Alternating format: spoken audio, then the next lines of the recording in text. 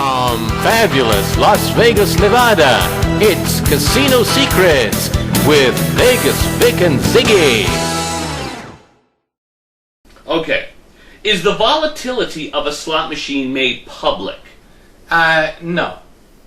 Volatility of the slot machine is usually not made public. Wouldn't it say, does it say like at the top, like 98%? No. Big blinking line? Now if it says that, then that's a promotional for the payback percentage, and that doesn't tell you the volatility of the game.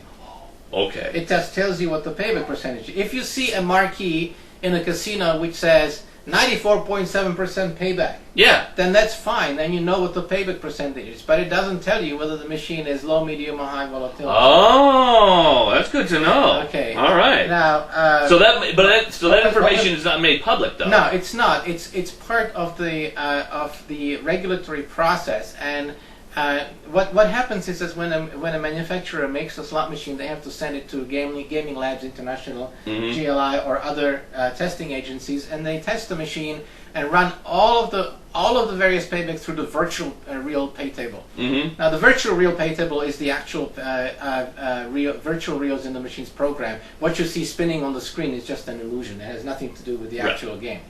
The actual game is just a series of binary and numerical sequences. Yeah.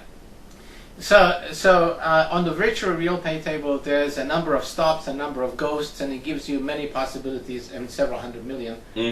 And so the test labs put the slot machines through their paces, and what happens is that they give you a printout to the 14th decimal point of the percentage and odds of everything that's going to happen ever. And usually they run like 100 million events, sometimes now 500 million events on some of the modern slot machines.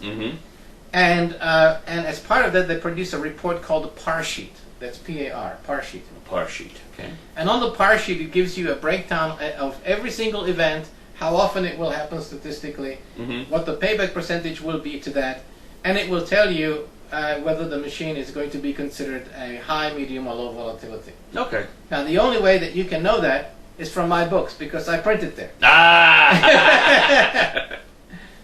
All right. I want to answer this question. All right, go ahead. Does a machine give you any hints if it's about to do a big payout? I'm going to say no way at all. The machine gives you absolutely no hints at all that it's about to hit.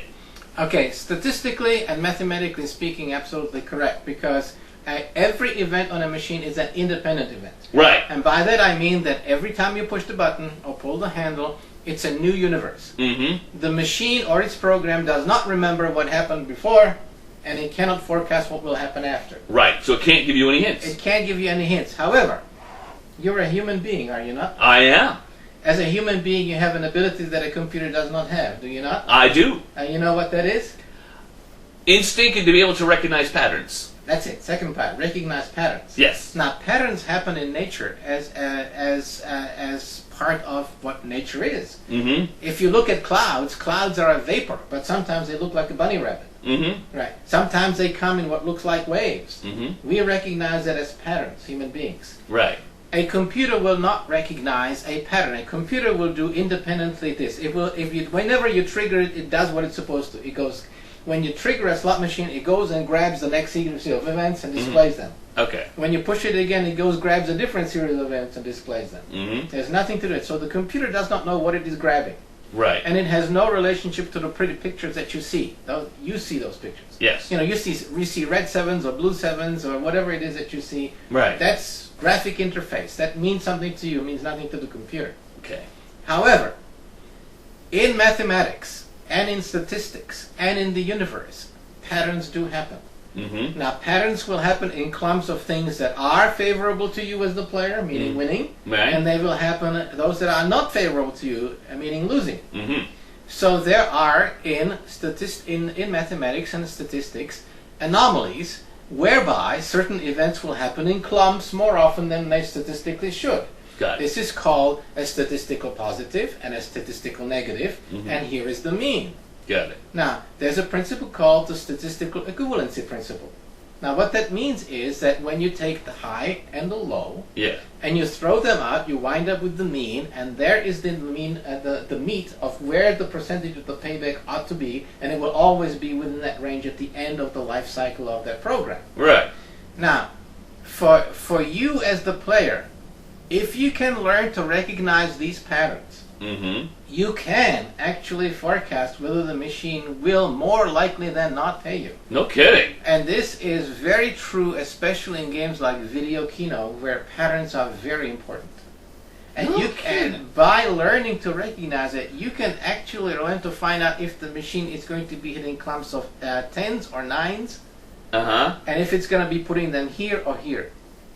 No kidding. Positive. Absolutely. I've done this thousands of times. In my newest book, Casino Secrets, I give you pictures that I took of the hits that I've had on Video Kino machines. Mm. And they are different patterns. And the reason why they're different patterns in different parts of the board is because after a while, and I've been playing this for more than 30 years, you get a feeling that the machine is going to clump them over here. Wow. No kidding. Oh, wow. Okay. Wow. Okay. That was not the answer I was expecting. Yeah, and it's in my new book, Casino Secrets, which will be out shortly. Okay. All right. What was Victor! the next question? Yes. Are you considered a high roller Yeah. or a whale? Well, let me put it this way. I don't know if our viewer has ever seen the movie called 21. Remember I remember the Remember the film called 21? Yes. It was Kevin Spacey was Yes. in it, Mhm. and it was about the MIT blackjack card counting team that descended upon Las Vegas in the 1990s, and they scored millions of dollars playing professional blackjack. So, am I considered a high roller? Let me put it to you in perspective. If you've seen that movie called 21, and you see the young fella who's the premier part of that, that was me, but about 10 years or 15 years earlier.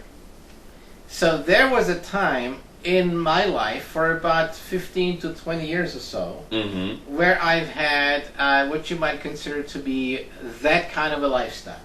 A high roller lifestyle. That's correct. Now, what does that mean? I used to have suites at the major casinos. For example, when I first moved to town, I lived at the Las Vegas Hilton, now the Westgate. You actually lived there. I lived in Elvis's suite. And then I moved to the Sands, the old Sands with the round building before the Venetian was built there. Right. You know? And I lived up there in the top suite where Dean Martin used to live. Wow. And I lived there, and for free. I used to live at the Stardust in Tony Spilotro's suite. And I lived there for free. Wow. And basically, for about 2 decades in Las Vegas, I never paid for a room, I never paid for a meal, I never paid for a drink, I never paid for anything.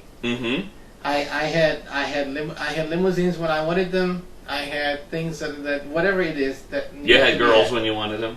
Well, that's a different. Oh. That's a different.